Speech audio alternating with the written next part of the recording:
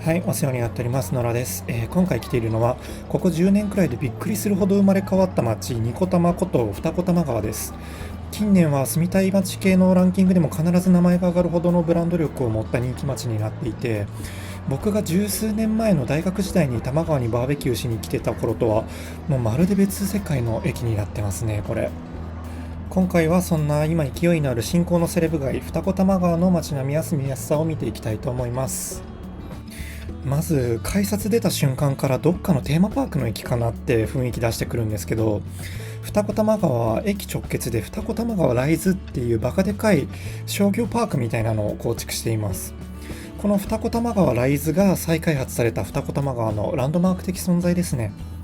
この大型複合施設はいくつかの棟に分かれているんですけれども、メインとなるのはこの二子玉川ライズショッピングセンター。左の棟がタワーフロントで、右側が、リバーフロントっていう名称です。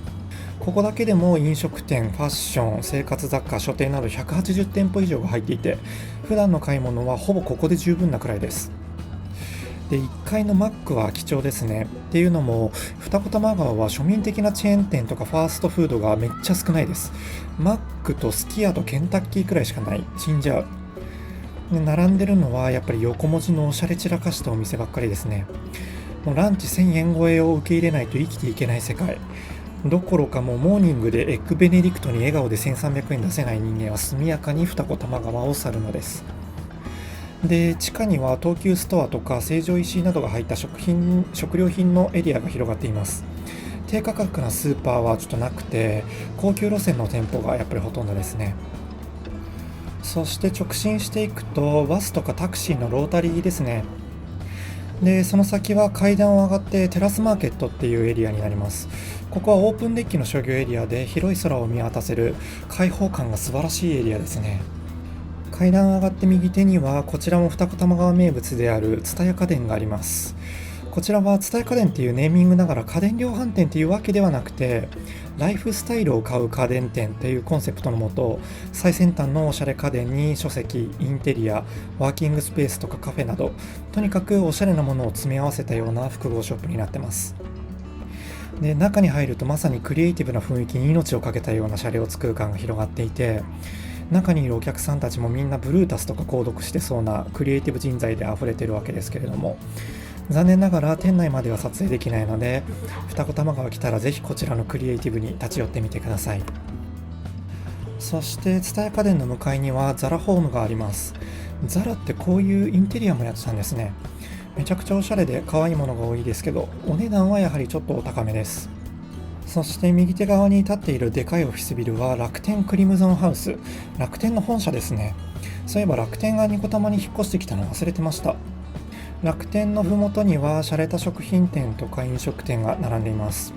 一風堂がありますね。僕は一蘭より一風堂派なのでよろしくお願いいたします。そして中庭みたいなスペースにはスケートリンクがありますね。時々フィギュア選手とか来てイベントも行われてるみたいです。日本女性から圧倒的に人気を集めているスポーツってフィギュアらしいですし、ニコタマのマダムとかフィギュアスケートめっちゃ好きそう。そして蔦屋家電の上3階には2015年にできた109シネマズ二子玉川が入っています。 IMAX レーザーっていう最新技術が採用されているらしくて、とにかくめちゃくちゃ綺麗な映像で映画を楽しめるようです。そしたら楽天本社も拝んでおきましょう。楽天は本社がもともと六本木ヒルズから品川にまず移って2015年にニコタマに移転してきましたけれども、都心一等地のオフィスで働くことに自尊心満たされてたような人は、勤務地がニコタマになった時ってどういう心境だったんだろうなって。ではテラスマーケットを進んでいきます。このエリアはおしゃれなインテリア雑貨とか飲食店が集結してる感じですね。この先にド派手なタワマンゾーンがあるんで、そこの住民たち向けのお店っていう感じもします。そして商業ゾーンを抜けると二子玉川ライズタワーレジデンスっていう3棟のタワー棟と2棟のレジデンス棟の計5棟で構成される高級マンションのエリアになります。ここは2010年に竣工されたマンションですけれども、今じゃ当時の分譲価格の1.5倍くらいまで値上がりしてるみたいですね。賃貸 vs 持ち家戦争は今も絶えないですけど、少なくともここ10年は資産性のある物件は購入した人の方が大勝利の展開来てますよね。こんな多くの不動産を買える人は少数でしょうけど。で、お家賃は 1LDK で20万円台から 2LDK で30万円台から、一番高い部屋だと100万円超えもあります。こうして二子玉川は大家である東急グループの再開発戦略によって大型の商業施設とかタワマンが誕生してセレブの街として生まれ変わったわけですけれども、二子玉川って結構賛否両論ある街なんですよね。よくベリーズマの街とか言われますけど、これ多分意味合い的にちょっと揶揄入ってるんですけど、ベリーっていうのは働くママとか子育てママ向けのファッション雑誌ですね。実際にマツコ・デラックスも二子玉川のことを中級なのに上級意識が高いからめっちゃ嫌いみたいな発言してますし、確かにマツコが嫌いそうな雰囲気の街ではあるんですけどね。さて、低層のレジデンス棟はこんな感じですね。個人的にはタワーマンより低層の高級マンションの方が断然好きです。そしてタワーマンゾーンからさらに先に進んでいくと、その先にはでっかい二子玉川公園が広がっています。広さはだいたい東京ドーム 1.5 倍くらいですね。まだ小さいキッズも十分楽しめるような遊具の遊び場があって、園内にはスロープやエレベーターのようなバリアフリーが徹底されているんで、ベビーカーでも歩きやすいように設計されています。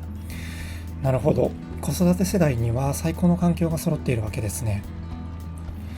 そして子供が楽しめる場所だけではなくて、園内には大人の癒しスポット、義心園という回遊式の日本庭園があります。もちろんこちら無料で入れます。二子玉川は多摩川の河川敷をはじめとして癒され自然スポットがもともとありますけど、コンパクトに四季を感じられる庭園も粋ですね。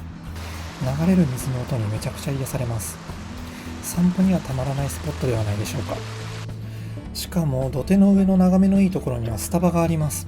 開放感が半端じゃない。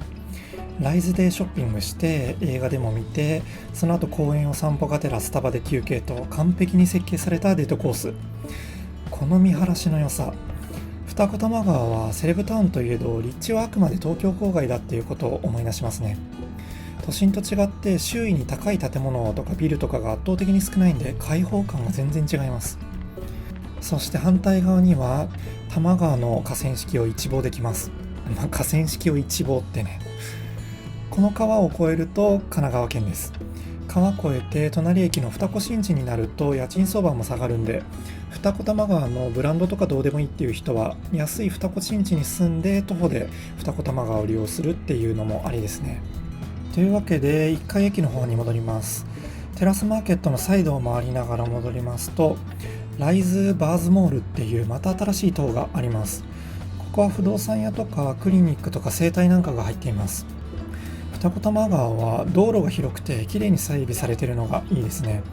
子育てファミリー向けの街なんでベビーカー移動もしやすいように街全体が設計されています。ファミリーが多くて小金持ちが多い街なんで、総じて治安がいいのもメリットですね。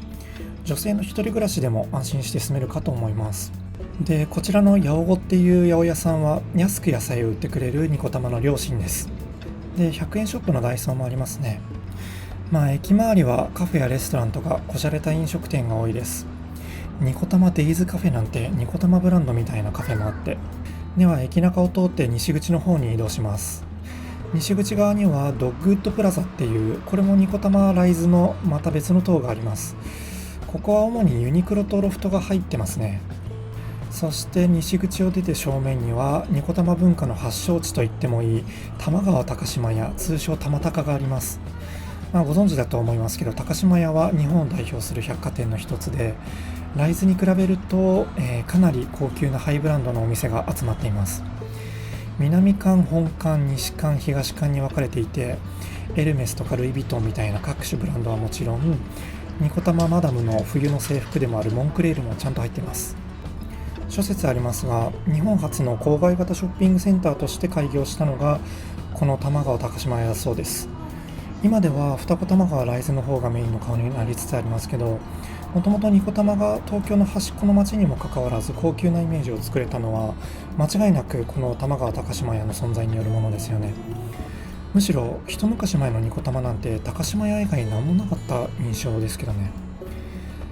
で、この道路に面したガラス張りのショーウィンドウも、時代に先駆けて早くから採用したのがこの玉川高島屋だと言われています。そして西側の他の商業施設ですけれども、高島屋の通りの向かいに旧プラザに二子玉川っていう2017年にできた新しい商業施設があります。1、2階にアウトドアメーカーのモンベルがメインテナントに入っていて、他にはライズアップとおしゃれなカフェとビストロが入っています。アウトドア好きが集う施設っていう感じですかね。で、さらに高島屋の本館の通りの先にはでかい無印良品もあります。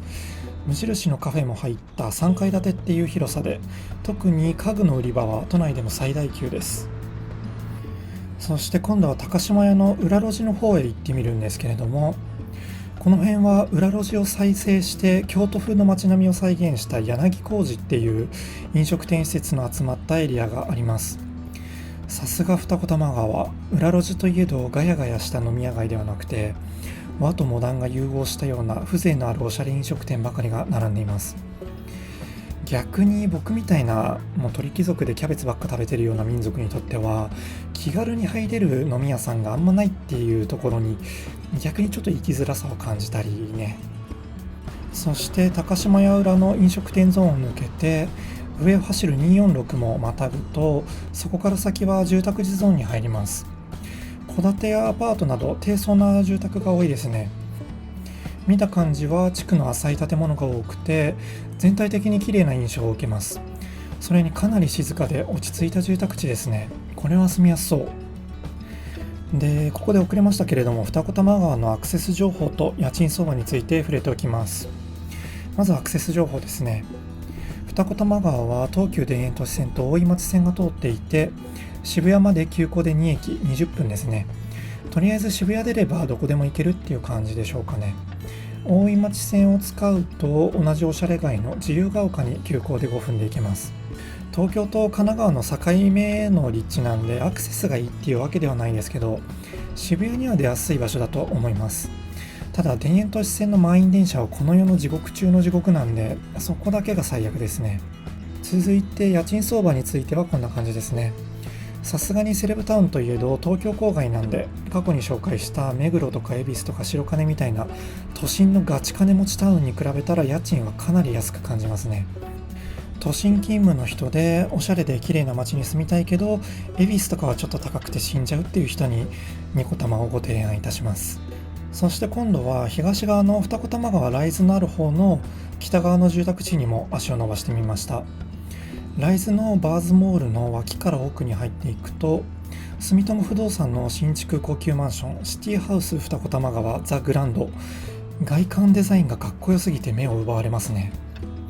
販売価格は 1LDK で7700万円からマックスは 3LDK で3億8800万円なり、いやニコタマ高騰しすぎじゃないかい。そしてその脇の道をさらに進んでいくと、かなり急な坂道とともにいかにも高級住宅地っぽい雰囲気のマンションとか戸建てが現れ始めます。実は二子玉川は駅周辺は全体的に多摩川沿いの低地になっているんですけれども、駅の北東方面は高台になっていて高級住宅街が広がっているんですよね。坂を登り始めると高級住宅地らしい家がずらずらと並び始めて、先ほど見た西側の住宅地とは完全に住宅のレベルが違う感がひしひしと伝わってきます。住所でいうと瀬田とか上野毛というあたりですね。はい、という感じで今回は二子玉川の街並みを見て回りました。なんかもう大学時代にバーベキューしに来てた時の僕の知ってるニコタマとはまるで変わってて、なんていうかドラマのセットかなっていう感じの綺麗さっていうか整備された街になってますね。多摩川もあって二子玉川公園もあって自然に囲まれているのがめちゃくちゃ魅力的です。で、逆にデメリットを考えると、まずおしゃれな店舗が多くて安価なチェーン店が少ないんで生活コストが高くつくっていうのが一つと、あとは僕みたいな歓楽街に住み慣れた人にとってはニコタマはちょっと綺麗に整備されすぎてて逆に面白みがないっていうか、ちょっと味気ない印象も感じたりしますね。まあそんなところですかね。動画をご覧の方で実際に二子玉川に住んだ経験のある方はぜひ住み心地などコメントしてもらえると嬉しいです。ではまた次の動画でお会いしたいと思います。ではでは。